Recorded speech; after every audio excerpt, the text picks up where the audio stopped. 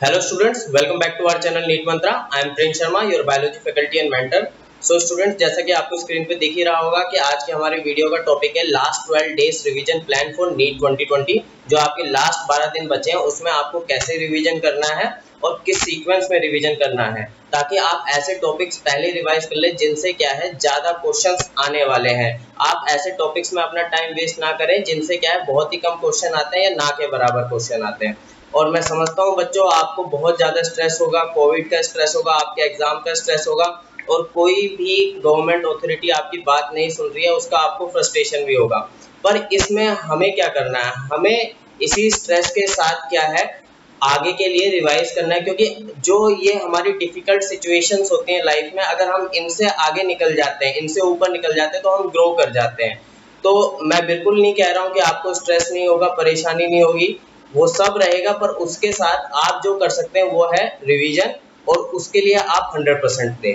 तो हम देखते हैं कि हम लोग किस सीक्वेंस में रिवीजन करेंगे। पहले हम बायोलॉजी ले लेते हैं, और बायोलॉजी में सबसे पहले जो आपको रिवीजन करना है वो आपको करना है इकोलॉजी का, क्योंकि ये सबसे ज़्यादा इम्पोर्टेंट टॉपिक है। इसमें 4 चैप्टर्स हैं और इससे आपके 12 to 13 क्वेश्चन क्या है आपके नीट एग्जामिनेशन में आएंगे।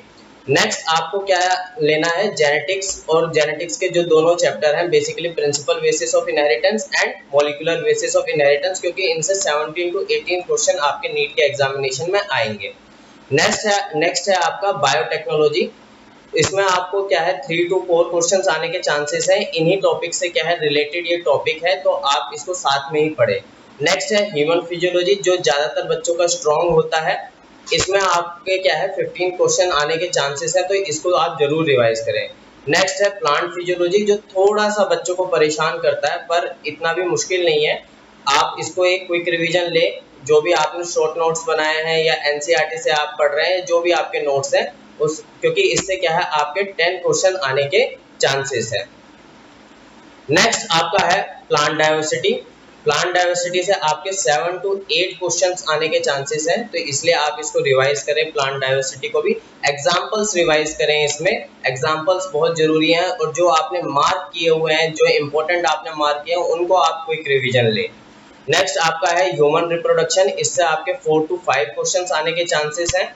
उसके बाद है आपका प्लांट रिप्रोडक्शन, इससे भी आपके 4 to 5 क्वेश्चंस आने के चांसेस हैं।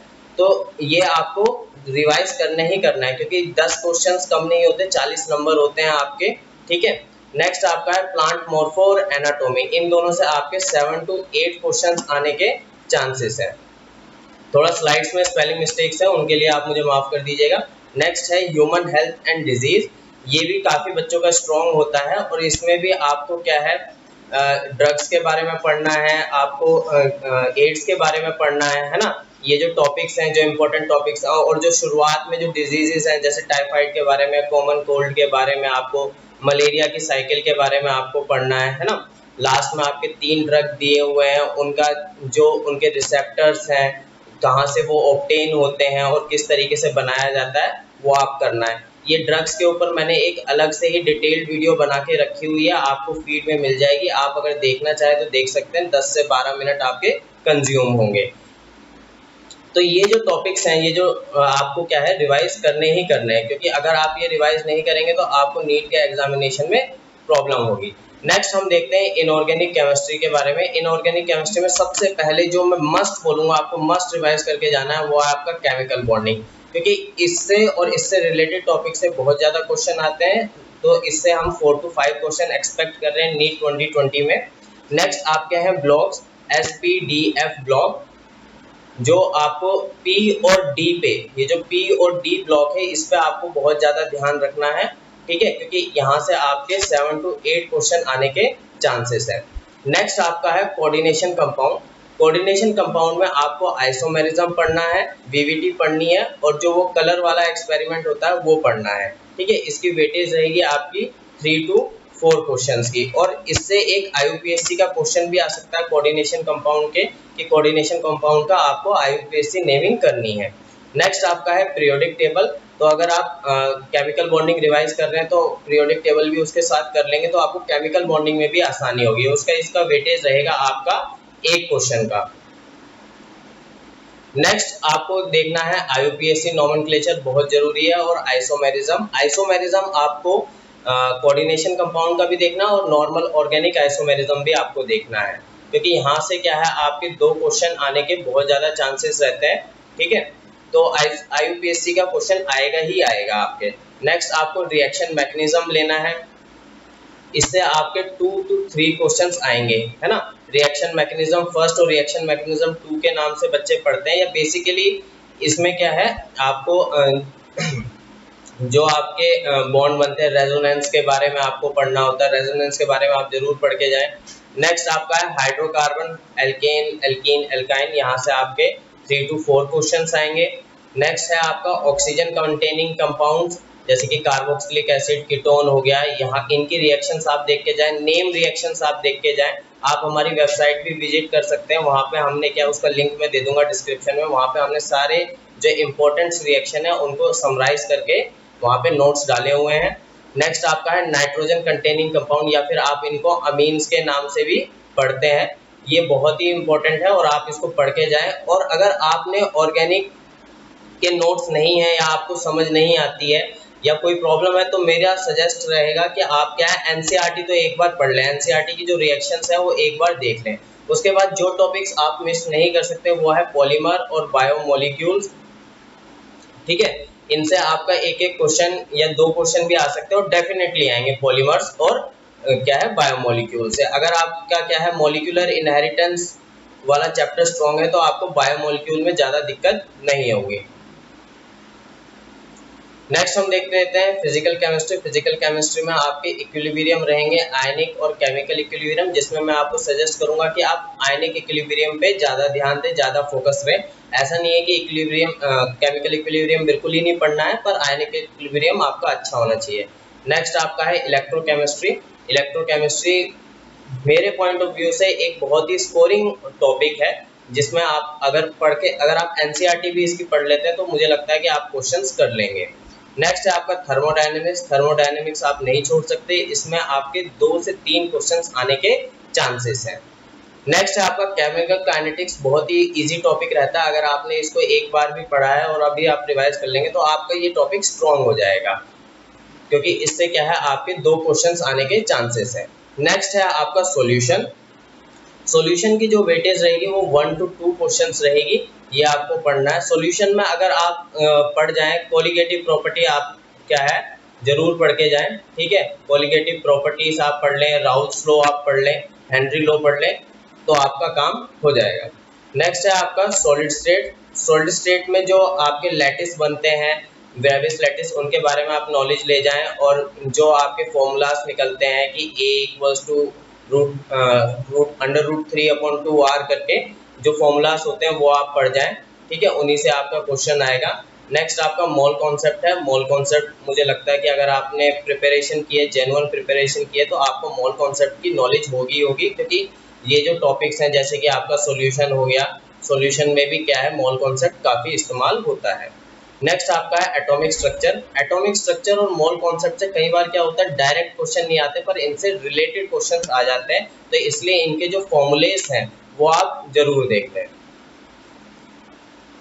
नेक्स्ट हम बात करते हैं फिजिक्स की। जो हमारा लास्ट वीडियो था उसी में हम लोगों ने क्या फिजिक्स के जितने भी इंपॉर्टेंट फॉर्मूले थे वो डॉक्टर विकास जहांगीर ने आपसे क्या शेयर किए थे, तो वो वीडियोस आप जरूर देखें। तो जो आपको फिजिक्स में सबसे पहले टच करना है वो है मॉडर्न फिजिक्स। इसमें आपके 7 to 8 क्वेश्चंस आने के चांसेस है।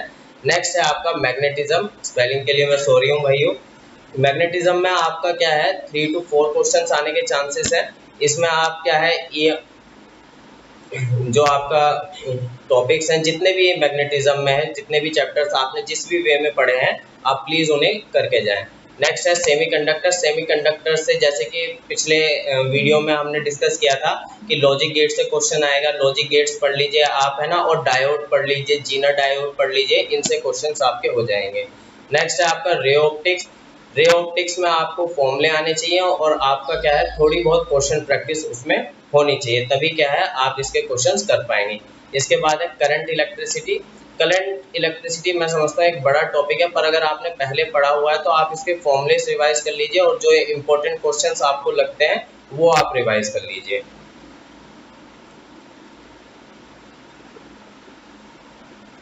नेक्स्ट आप पढ़िए काइनामेटिक्स। काइनामेटिक्स में आपका 1D 2D 3D मोशन है ना। ये इसमें क्या है, आपके जो क्वेश्चंस हैं वो आपकी प्रैक्टिस के ऊपर डिपेंड करते हैं। अगर आपने थोड़ी बहुत प्रैक्टिस की है तो ये क्वेश्चंस आपके हो जाएंगे। नेक्स्ट है आपका रोटेशनल मोशन। रोटेशनल मोशन से क्वेश्चन आएगा ही आएगा, तो प्लीज इसके फॉर्मूलेस पढ़ के जाएं आप, है ना। टाइम वगैरह के सारे फॉर्मूलेस आप क्या है पढ़ के जाएं। नेक्स्ट है law of motion and friction, जिसमें मुझे लगता है फ्रिक्शन से ज़्यादा क्वेश्चन आने के चांसेस रहते हैं, या एक मिक्स क्वेश्चन भी आ सकता है। तो आप क्या है ये टॉपिक्स पढ़ें। नेक्स्ट है आपका work power energy. Work power energy एक बहुत इंपॉर्टेंट टॉपिक है, जिसमें आपको कॉलिजन वगैरह भी पढ़ना चाहिए मेरे हिसाब से। तो ये जो टॉपिक्स हैं, ये वाला जो है, ये जो सारे क्या है रिलेटेड टॉपिक्स हैं, एक के बाद एक टॉपिक है ये। तो आपका अगर काइनेमेटिक्स से बेस बनेगा तो आप इन चीज़ों को क्या है अच्छे से समझ पाएंगे।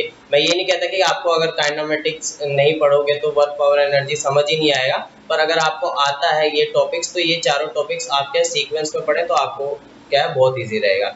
नेक्स्ट है आपका वेव थ्योरी और ड्रॉपलर इफेक्ट। क्वेश्चन आएगा ही आएगा ड्रॉपलर इफेक्ट से, तो प्लीज इसके फॉर्मूले सारे आप क्या रिवाइज करके जाएं।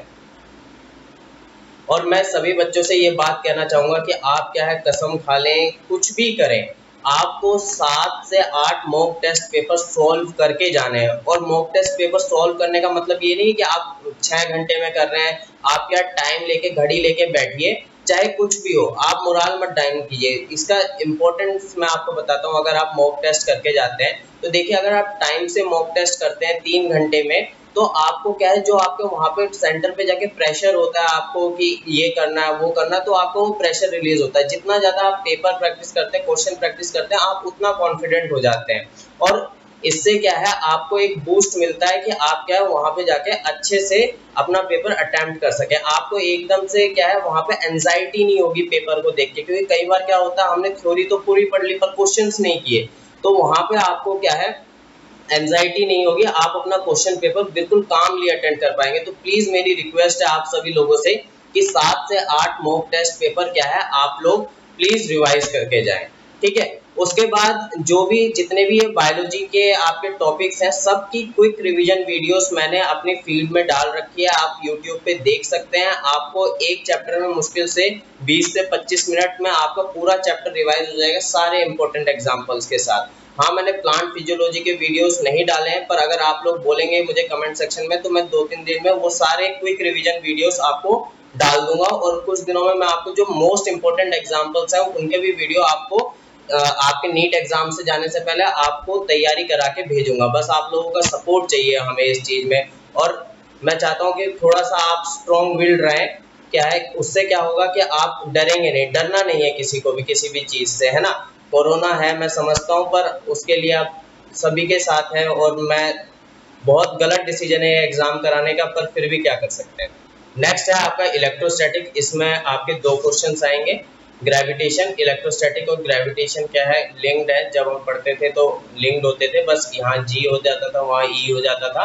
एक क्वेश्चन इनसे आएगा, इसमें आप कैपलर लॉ वगैरह पढ़ें। फ्लूइड मैकेनिक्स, फ्लूइड मैकेनिक्स से आपके बर्नौली थ्योरम वगैरह आप पढ़ के जाएं, 2 क्वेश्चंस आएंगे। नेक्स्ट आपका वेव ऑप्टिक्स रहेगा। वेव ऑप्टिक्स से आप क्या है 2 क्वेश्चन एक्सपेक्ट कर सकते हैं। और क्या है नेक्स्ट है आपका एसएचएम, सिंपल हार्मोनिक मोशन, ठीक है। इससे आपके क्या है 2 क्वेश्चन क्या है आने के बहुत ज़्यादा चांसेस हैं। तो ये वो टॉपिक्स हैं जिनसे आपके क्वेश्चन आने के बहुत ही ज़्यादा चांसेस हैं, और आप क्या है इन टॉपिक्स को क्या है पढ़ के जाएं, ठीक है।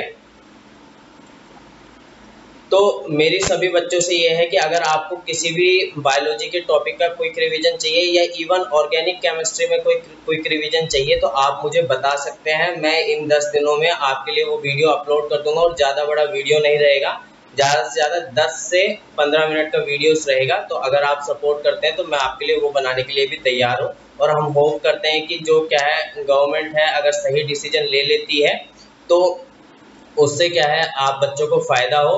बाकी सभी को मेरी तरफ से एग्ज़ाम के लिए बेस्ट ऑफ लक है।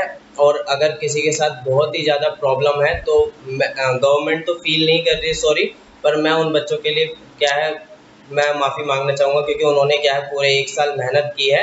और बाकी सभी बच्चों को मेरी तरफ से बेस्ट ऑफ लक है। और अगर आपको बायोलॉजी या ऑर्गेनिक केमिस्ट्री में कोई भी क्विक रिवीजन वीडियोस चाहिए तो प्लीज़ उसे कमेंट सेक्शन में बताइए और इस वीडियो को शेयर करें। और हमारे चैनल को सब्सक्राइब करें। Thank you very much.